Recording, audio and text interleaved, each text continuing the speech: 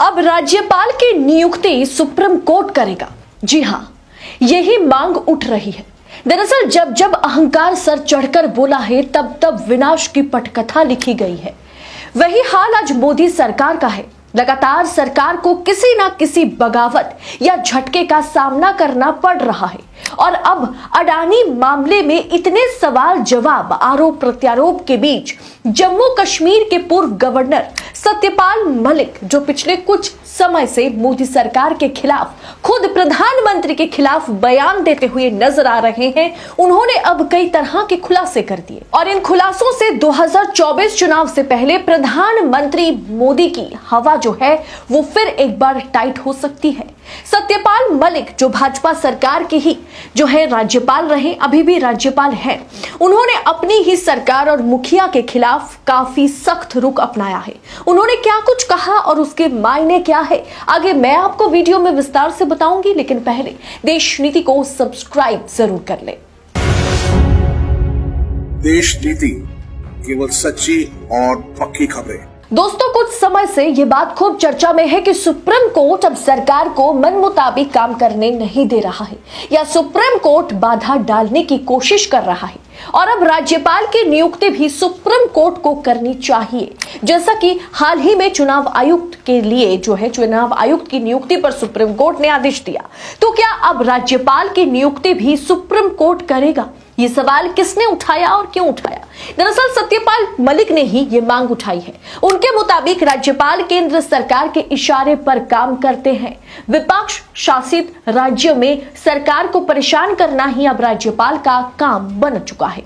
इसलिए सत्यपाल मलिक ने मांग की है कि राज्यपाल की नियुक्ति भी सुप्रीम कोर्ट को करनी चाहिए ताकि जी हुजूरी करने वालों को राज्यपाल का पद ना मिले। अगर एक सीटिंग राज्यपाल ये मांग करते हैं तो ये बात सच है कि राज्यपाल केंद्र सरकार के इशारे पर ही कहीं ना कहीं काम कर रहे हैं और इसमें सिर्फ केंद्र सरकार ही नहीं, बीजेपी, आरएसएस, सबका अपना अपना दबाव रहता है।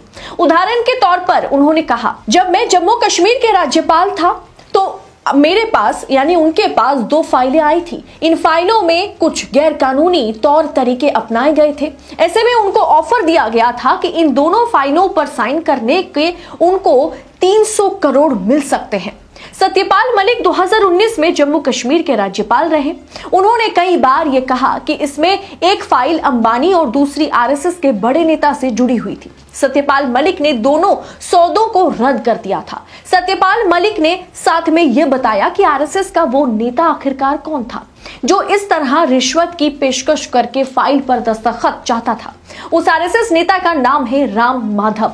सत्यपाल मलिक ने जर्नलिस्ट प्रशांत टंडन के साथ इंटरव्यू में यह खुलासा किया।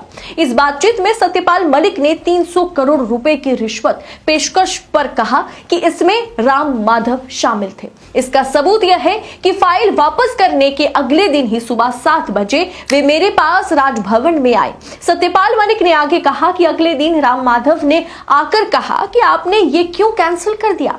वो फाइल रुकने की बात से बहुत अपसेट हो गए थे, यानी राम माधव बहुत अपसेट हो गए थे। वो कहने लगे कि ऐसे तो निवेश नहीं आएगा। मैंने कहा कि आए ना आए, मैं गलत काम को मंजूरी नहीं दूंगा।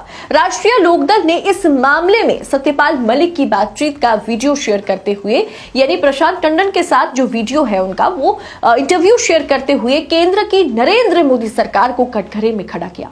ट्वीट में लिखा गया, बेहद चिंताजनक। पूर्व राज्यपाल सत्यपाल मलिक जी द्वारा किए गए खुलासे देश में मौजूदा सरकार द्वारा व्याप्त भ्रष्टाचार और लोकतंत्र के ऊपर मंडरा रहे खतरे को साफ साफ दिखा रहा है।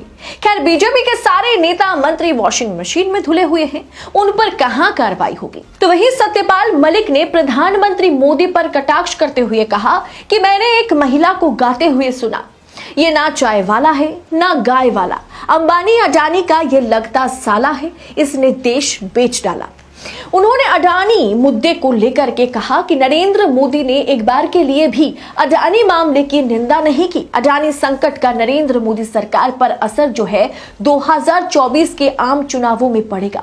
मोदी सरकार के पास इन आरोपों के खिलाफ कोई जवाब नहीं है कि गौतम अडानी की जबरदस्त वृद्धि में उसका हाथ था। इस मुद्दे पर राहुल गांधी के सवालों का जवाब भी मोदी जी ने नहीं दिया। कांग्रेस नेता राहुल गांधी को संसद में बोलने की अनुमति दी जानी चाहिए थी, उल्टा उनकी सदस्यता रद्द की गई, जो दुर्भाग्यपूर्ण है।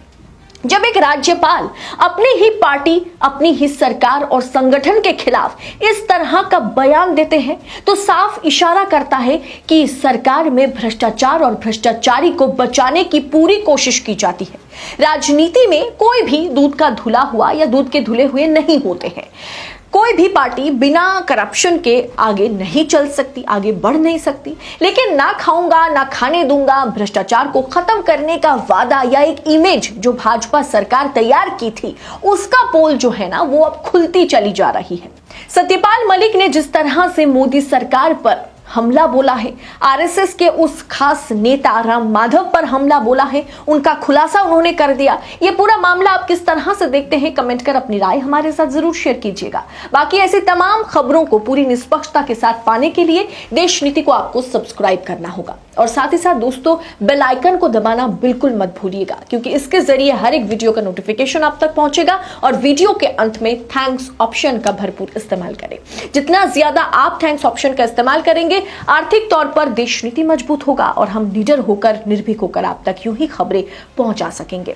जय हिंद, जय भारत। आपका एक सब्सक्राइब हमारे लिए महत्वपूर्ण है। देश नीति को अभी सब्सक्राइब करें और बेल आइकन को दबाना ना भूलें।